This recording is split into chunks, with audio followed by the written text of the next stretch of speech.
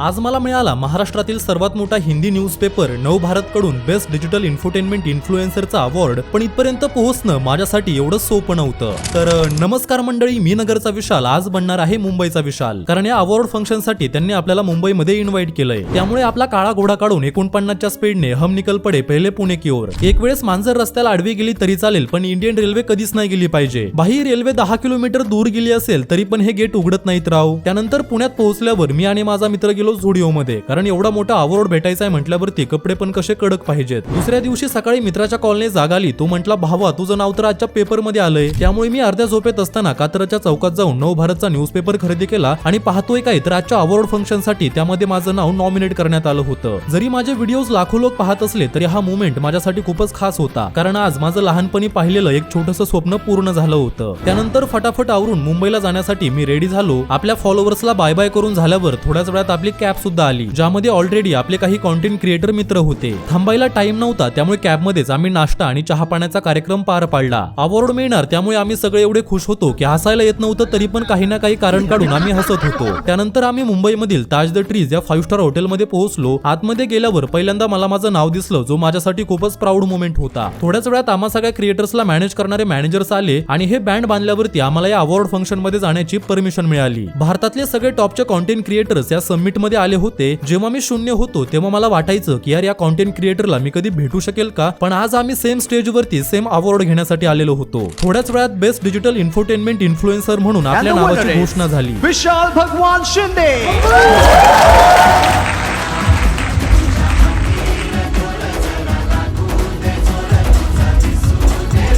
ही moment माझ्यासाठी, मला support करत असलेल्या माझ्या फॉलोअर्ससाठी आणि माझ्या आई वडिलांसाठी खूपच प्राऊड मोमेंट होती. कारण आजपासून 3 वर्षांपूर्वी अहिल्यानगर मधील श्रीगोंदा तालुक्यातल्या एका छोट्याशा गावातून मी माझ्या जर्नीला सुरुवात केली होती आणि ती जर्नी आज नॅशनल अवॉर्ड पर्यंत येऊन पोहोचली. 2022 मध्ये मी दुसऱ्यांच्या शेतामध्ये लेबर म्हणून कामाला जायचो, पण तेव्हा मला माझ्या कामाची अजिबात लाज वाटत नव्हती, कारण माझे स्वप्न खूप मोठे होते आणि विश्वास होता की एक दिवस मी ते नक्की पूर्ण करून दाखवणार. आयुष्यात होणारी प्रत्येक चांगली गोष्ट टाइम मागत असते, मग ती तुमची बॉडी असू द्या, करिअर असू द्या किंवा सोशल मीडिया असू द्या. तुम्ही पाहिलेलं प्रत्येक स्वप्न एक ना एक दिवस पूर्ण होतं, पण त्यासाठी तुम्हाला संयम ठेवावा लागतो. कितीही प्रॉब्लेम्स आले तरीही रोज कन्सिस्टन्सीने काम करावं लागतं, कारण देव त्याच्याच आयुष्यामध्ये प्रॉब्लेम देतो ज्याला देवाला खूप मोठं बनवायचं असतं. आणि मी तर माझ्या आयुष्यामध्ये येणाऱ्या प्रत्येक प्रॉब्लेमचं वेलकम करत असतो, कारण त्यातून मी काहीतरी नवीन शिकणार असतो आणि अजून पण स्ट्रॉंग बनणार असतो. हा प्रवास फक्त येथेच थांबणार नाही, कारण ही तर एक छोटीशी सुरुवात आहे. असली पिक्चर तो अभी बाकी है मेरे दोस्त.